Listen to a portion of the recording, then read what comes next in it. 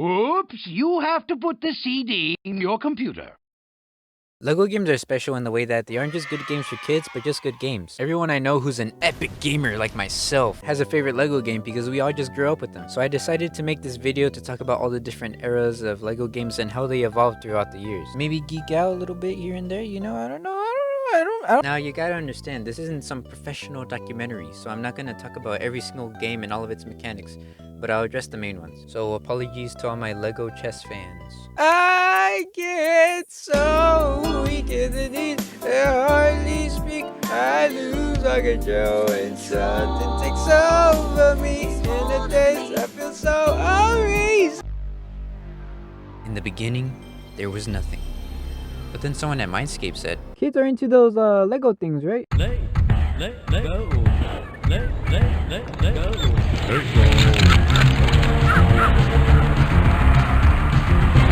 Lego Island was the first official Lego game, unless you count Lego Fun to Build, which was exclusive to the Sega Pico, which I didn't know existed until now. But Lego Island was playable on Microsoft Windows, and boy was it a treat. Lego Island featured more than 4 playable characters, but trust me when I say it's quality over quantity. We got our main guy Pepperoni, his parents Mama and Papa Brickoloni, which have their own song, check it out in the description. And we got officers Nick and Laura Brick. Lego Island made use of this star-studded cast with an open world filled with tasks for the players to complete. And you have to understand, this game came out 6 years before GTA 3, so I don't know how Rockstar hasn't been sued yet, but even this early in the LEGO video game franchise, we see hints of the things LEGO games are famous for today, like a whole building being used as a hub, a beautiful soundtrack, and the sound of Legos being built. And then again on the 90s, we have the first LEGO game to come out on console. LEGO Racers. LEGO Racers came out on the N64 and PlayStation with a whopping 7 racers. My personal favorite is the Gypsy Moth, leader of the Insectoids. But I'm not here to give you a only 90s kids will remember BuzzFeed pop quiz. We're here to talk about Legos. Whatever tomorrow brings, I'll be there. With open arms and open eyes, yeah. Whatever tomorrow. The year is 2001. We get the first LEGO game based on a pre-established franchise. Need I say more? I'm talking about LEGO creator Harry Potter. Play as 11 of your favorite characters. Roleplay inside the enchanted school walls, creating your very own unique Harry Potter adventure. At least that's what the back of the box says. I don't know. Just look at those graphics. But something cool they added is that you can make your own characters. And when they were placed in a house like Slytherin, later you would get to see them arguing with someone from Gryffindor, which is neat, I guess. Listen, I know what game you guys are here for, and I'll get...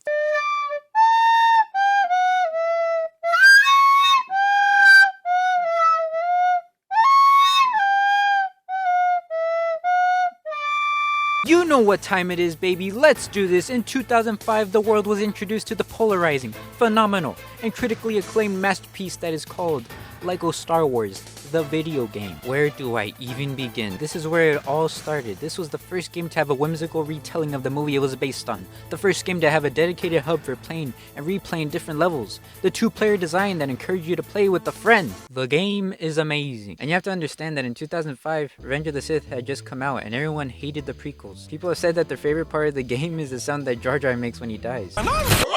So making a game about all these movies probably wasn't the best idea, but because they filled the game with cleverly executed jokes instead of... they made the prequels bearable. And instead of using the wooden dialogue from the movies, Don't make me kill you. the developers just made the characters mute. It's about bringing the words and the story to life with your voice.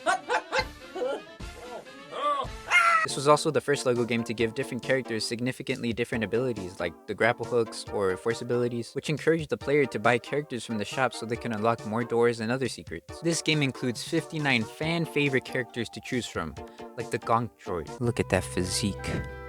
What a beefcake. He's so respectful. What a specimen. LEGO Star Wars was able to make Dexter Jettster's Diner a beloved Star Wars landmark.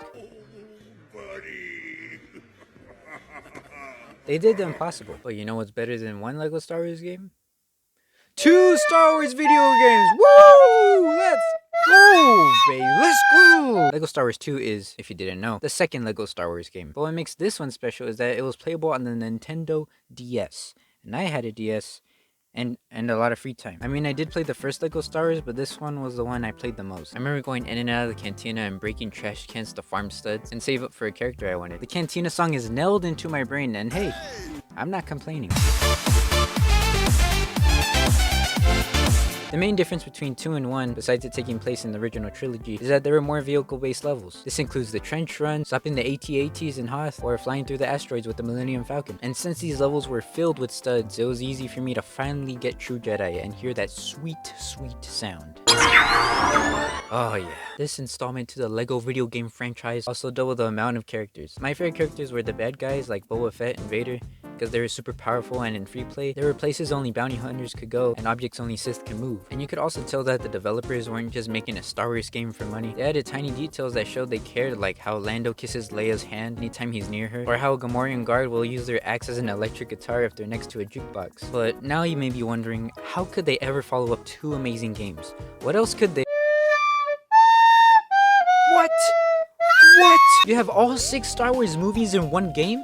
And it supports online multiplayer? You're telling me I could argue who's gonna be Vader with my pen pal from Slovakia? You know it's my turn, dude.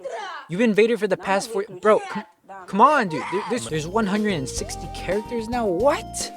That's a big number. This game has all the graphics, new bonus levels, and the most collectibles of any previous game. Just walking around this game sounds like— This game was nominated for a Kids' Choice Award for the best video game in 2012, even though it released in 2007. But somehow, just ends 3-1 instead. I still wake up in the cold sweats and think, what if LEGO Star Wars: The Complete Saga won? Would life be better? Would things be different? And they added new abilities like Force Lightning and Force Choking. Now I'm Darth Vader. But my favorite character from this game was someone you couldn't get playing the game. You had to unlock a bonus room, go into the room called Trailers, and watch a trailer.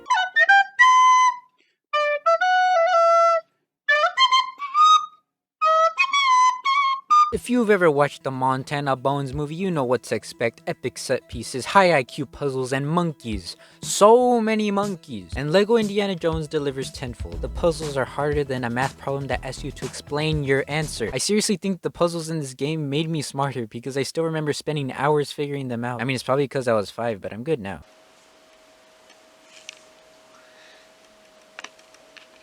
We got 80 playable characters in this one because it's 3 movies, not 6, okay? Get off Oklahoma Cone's back. But if you replayed some levels and found the 5 Star Wars Easter eggs, Han Solo would be added to the shop for 100,000 studs. But you didn't hear that from me. This game also has one of my favorite hubs with Barnett College. It looks so classy, and it feels much bigger than the cantina or the diner. The set pieces in this game, like the college or club Obi-Wan, is one of the main reasons I remember the movies. My brain would sometimes replace the scenes I would forget about with the LEGO version of the movie. I mean, now I can see the real train scene in The Last Crusade in my head, but up until I was like 10, I only knew the LEGO version, which was a bonus level in the game.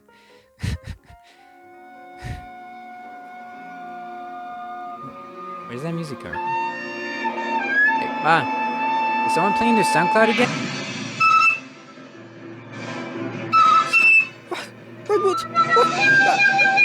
Released in 2008, LEGO Batman the video game garnered tons of positive reviews and awards, like being nominated as the 2008 Best Action Game of 2008 on the DS. LEGO Batman is one of my personal favorite LEGO games because of the darker atmosphere it has while still being able to be kid-friendly. A good example of this is the hub, which is the Batcave in this game. The brooding music mixed with the drops of water dripping from the stalagmites create such a comfortable environment. Unless you walk off the walkway every 5 seconds like me, then it sucks. One of the many new mechanics that LEGO Batman introduces is the ability to change suits. These suits would give Batman different powers like Sonic Blast, walking on fire, planting bombs, and my personal favorite, gliding around. Whoa, with all those epic weapons, there better be some epic enemies. And there were. They had like any bad guy you could think of. Clayface, Man-Bat, Clone Goon. But Isaiah, how can this be a Batman video game if he isn't in a sick ride? Have you ever heard of the Bat Tank? Or the Batcopter, or the famous iconic Bat Boat? And all of these vehicles are accessible to your location at the press of a button. Uh-oh, cool game ahead. Alright guys, now you guys probably think I'm gonna cut in with the intro to the next game at some random time, but I'm not. Instead, I'd like to inform you about Beyblade safety.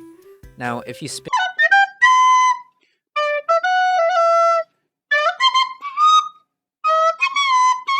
What? Another franchise starring Harrison Ford that gets a sequel? What's next? Air Force 2?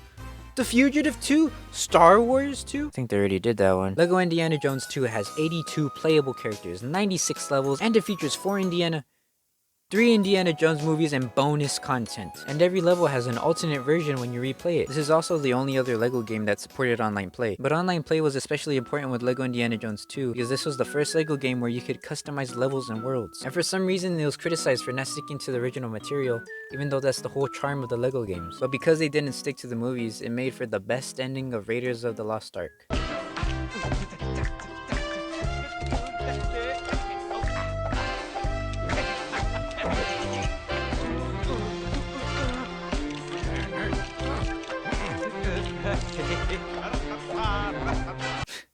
And people say art is dead.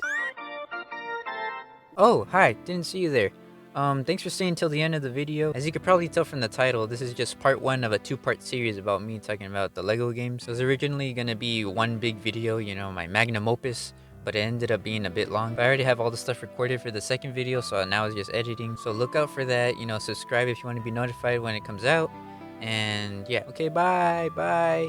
Sorry for taking forever on this video. My chem teacher really likes to give a lot of homework, and my history teacher, and my Spanish teacher forces me to talk, you know.